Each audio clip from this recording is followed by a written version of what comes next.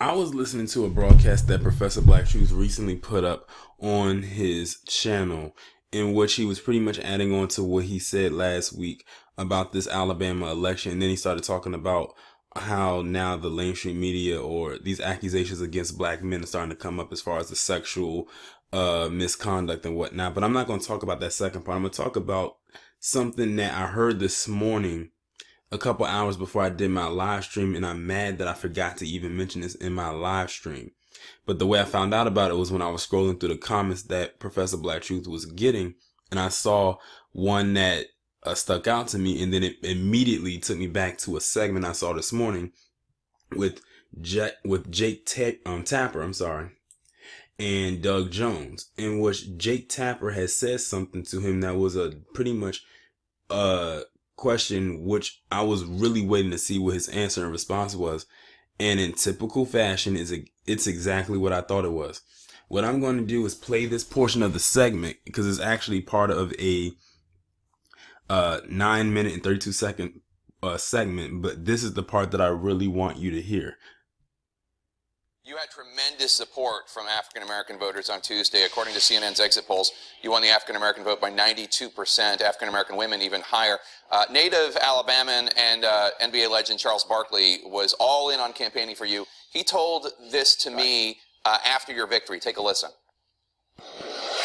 This is a wake-up call for Democrats. They've taken the black vote and the poor vote for granted for a long time. It's time for them to get off their ass and start making life better for black folks and people who are poor. Do you agree? Yeah, I'm having a little trouble hearing you there, Jake. Oh, I'm sorry. You said, do you agree? Do you agree, yes, sir? I don't think you should take anybody's votes for granted. I think it's time that we start looking around. Alabama's a very diverse state. We've got areas that we really need to focus on for jobs and education, the economy, our workforce development, working with Congresswoman Sewell, who was a great partner in this campaign. I think there's a lot of things. I told folks early on in this campaign that everybody needs to do a political reset button and start looking at issues and start voting on those issues rather than political parties. Writer and civil rights activist Shaun King says that you, Senator-elect Jones, you need to appoint at least 2 African Americans to the 4 major positions you need to fill in your Senate office. Can you commit to doing that? I'm going to commit to having a Senate office both in my state and in D.C. That reflects the diversity of Alabama. We're going to be looking, we've got some great resumes coming in. I've got folks from all over that want to do that. I want to make sure that I have the best staff available. It will absolutely reflect the diversity of the state of Alabama.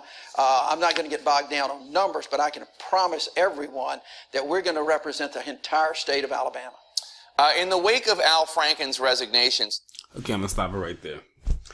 Now, that first part where Charles Barkley was speaking, I heard that part. But that second part in which he mentioned about Shaun King saying he needed to appoint at least 2 African-American people to a certain position, I didn't hear that part. That's why, and the thing is, I almost paused the video and stopped it right there. I'm glad I let it keep playing because I did not hit that new part that, like I said, is fresh to me.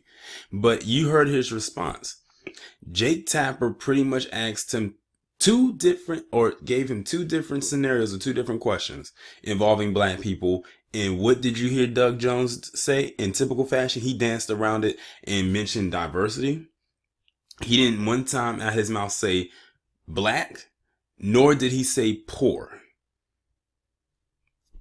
And when I say black and poor, I'm talking about with Charles Barkley, and I can't believe I'm even talking about Charles Barkley in the light that I am.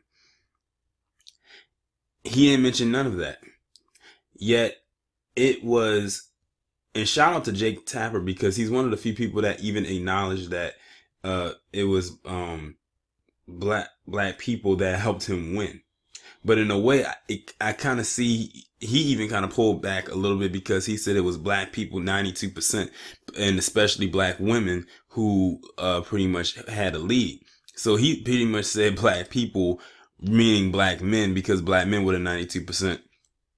And everyone else who was like the highest amount in percentage-wise was black women. But anyway, Doug Jones danced around the topic.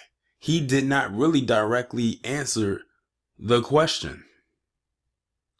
I want y'all to share this with as many people as possible, because this is pretty much the nail in the coffin that lets you know that Doug Jones is not going to do a damn thing for black people, even though it was mostly black people that voted him in.